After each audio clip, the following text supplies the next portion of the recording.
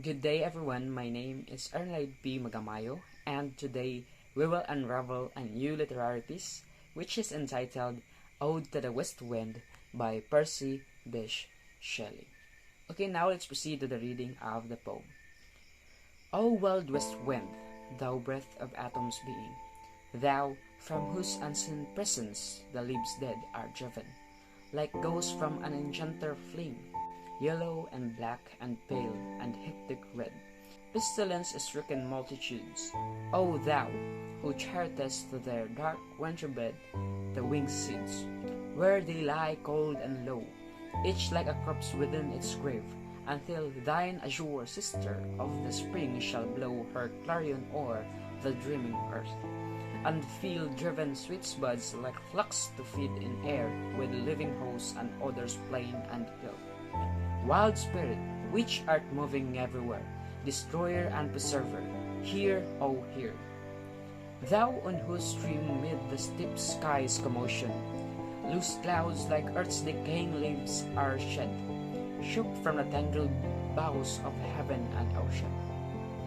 Angels of rain and lightning, there are spread on the blue surface of thine airy surge, like the bright hair uplift from the head of some fierce mainland, even from the dim verge of the horizon to the zenith's height.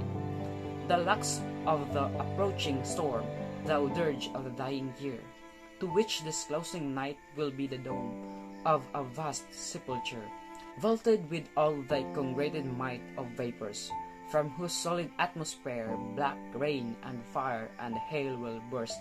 O hear! Thou who didst waken from his summer dreams the blue Mediterranean, where he lay, lulled by the coil of his crystalline streams, beside the pumice isle in Bay's Bay, and saw in sleep old palaces and towers quivering within the waves' intenser day, all overgrown with azure moss and flowers so sweet, the sun's finest picturing them. Thou for this path the Atlantic's level power cleaves themselves into chasm, while far below the sea blooms and the oozy woods which wear the sepulchral foliage of the ocean. Now thy boys then suddenly grow grey with fear, and tremble and spoil themselves. O hear! If I were a dead leaf, thou mightiest bear, if I were a swift clouds to fly with thee, a waves to pant beneath thy power, and share the impulse of thy sweat, only less free than thou, O uncontrollable! If ever I were as in my boyhood, and could be the comrade of thy wandering over heavens, as then, when thou outstripped thy sky's speed scarce and a vision, I would ne'er have striven as thus with they in the praying in my soaring. Oh, lift me as a wave, I lift a cloud. I fall upon the thorns of life, I bled. I heavy weight of ours as chained and bowed, one to like thee, tameless and stripped and bowed. Make me thy lyre even as the forest is, what in my leaves are fallen like its own.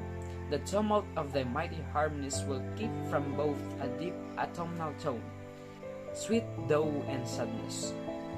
Be thou, spirit fierce, my spirit, be thou me, ambitious one. Drive my dead thoughts over the universe like withered leaves to quicken a new rebirth, and by the incantation of this verse, scatter as form on an extinguished heart ashes the sparks my word among mankind. Be through my lips to an awakened earth the trumpet of a prophecy. O when, if winter comes, can spring be far behind? Okay, so the general idea of this poem is that the speaker treats the west wind as a force of death and decay, and welcome this death and decay because it means that rejuvenation and rebirth will come soon. In the final two sections of the poem, the speaker suggests that he wants to help promote his rebirth through his own poetry, and that rejuvenation he hoped to see is both political and poetic, a rebirth of society and its ways of writing. Okay, so that's all for our literary piece. Thank you so much for watching, and goodbye.